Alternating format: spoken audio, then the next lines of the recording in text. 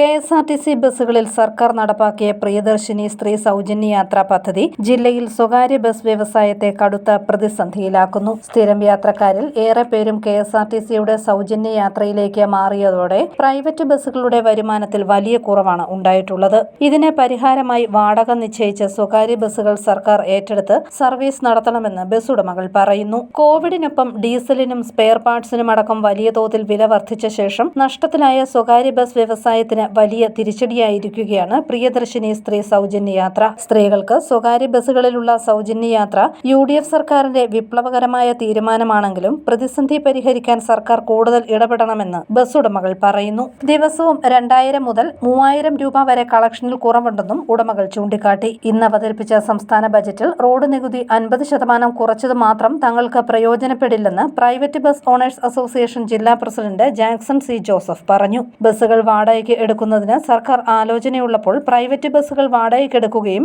എല്ലാ ബസ്സുകളിലും യാത്രക്കാരെ കിട്ടും വിധം ബസ് സർവീസുകൾ ക്രമീകരിക്കുകയും ചെയ്യണമെന്നും ജാക്സൺ C. ജോസഫ് പറഞ്ഞു. ഞങ്ങളുടെ ബസ്സുകൾ വാടകയ്ക്കെടുത്ത് ഞങ്ങൾക്കൊരു കിലോമീറ്റർ വാടക ഞങ്ങൾക്ക് നൽകിയിട്ടുണ്ട്. 55 രൂപയാണ് ഞങ്ങൾ ആവശ്യപ്പെട്ടിരിക്കുന്നത്.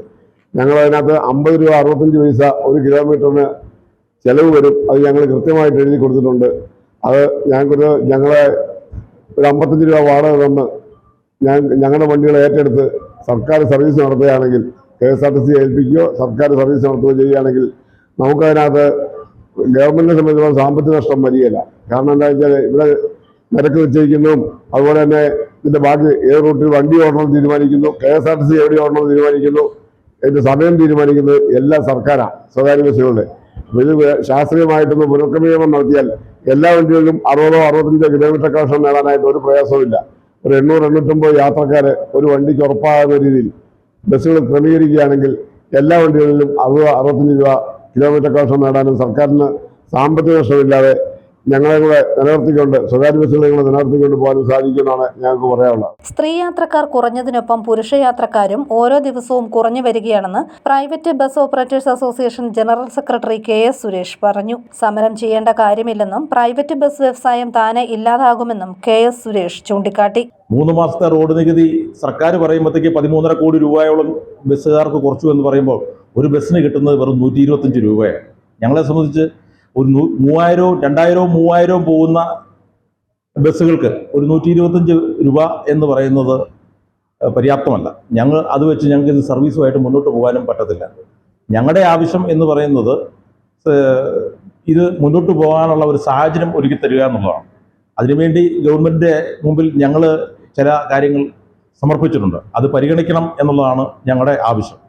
അല്ലാതെ ഈ ടാക്സ് കുറച്ചതുകൊണ്ട് ഈ സ്വകാര്യ ബസ് മേഖല ഞങ്ങളൊരു സമരത്തിലേക്ക് പോകേണ്ട കാര്യമില്ല. താനെ വണ്ടി മുടങ്ങി ഇല്ലാതായി തീരും എന്നുള്ളതാണ് നമുക്ക് പറയാനുള്ളത്. സ്വകാര്യ ബസ് ഉടമകളും തൊഴിലാളികളും നേരിടുന്ന ബുദ്ധിമുട്ടുകൾ മുഖ്യമന്ത്രി മനസ്സിലാക്കണമെന്ന് മീനച്ചിൽ താലൂക്ക് സെക്രട്ടറി ഡാൻഡിസ് അലക്സ് പറഞ്ഞു. മുഴുവൻ സൗജന്യമായി കഴിഞ്ഞപ്പം വൈക്കമ്പാല മുഴുവൻ ബസ്സുകൾ കയറാൻ പോവാണ്. ഒരു ബസ്സിനും മുന്നോട്ട് നിവൃത്തിയില്ല.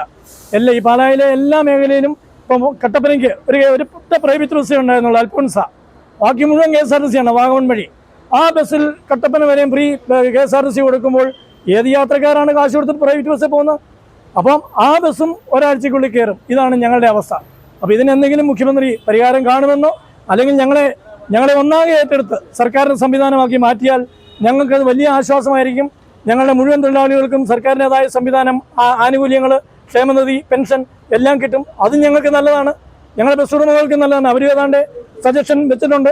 അതും നല്ലതാണ്, എല്ലാം നല്ലതാണ്. പക്ഷേ ഇതിനൊരു തീരുമാനം ഞങ്ങളെ കൈവിടില്ല എന്നൊരു വിശ്വാസത്തോടെ ഞങ്ങൾ ഇതിനെ സ്വാഗതം ചെയ്തുകൊണ്ട് ഞങ്ങളെ ഈ മേഖലയിൽ പ്രതിസന്ധിയിലായ ഈ മേഖലയിൽ ഞങ്ങളെ സഹായിക്കണമെന്ന് ഞങ്ങൾ ബഹുമാനപ്പെട്ട മുഖ്യമന്ത്രിയോട് അപേക്ഷിക്കുകയാണ്. KSRTC പ്രൈവറ്റ് ബസ്സുകളിൽ സാമ്പത്തിക അടിസ്ഥാനത്തിൽ സംവരണം ഏർപ്പെടുത്തണമെന്നും ബസ് ഉടമകൾ പറയുന്നു. ഒരു വർഷത്തേക്ക് ഇൻഷുറൻസ് ഇനത്തിൽ ശരാശരി 90,000 രൂപയും ടാക്സ് ക്ഷേമനിധി ഇനത്തിൽ ഏതാണ്ട് 1,20,000 രൂപയും വർഷത്തിൽ ബ്രേക്ക് എടുക്കേണ്ട ഇനത്തിൽ 1,50,000 മുതൽ 2 ലക്ഷം രൂപ വരെയും ബസ് വ്യവസായത്തിന് ചെലവ് വരുന്നുണ്ട്. അപകടം ഉണ്ടാകുമ്പോഴുള്ള ചെലവ് കൂടാതെ റീസോളിംഗ് മറ്റ് ചെലവുകൾ വേറെയും വരും.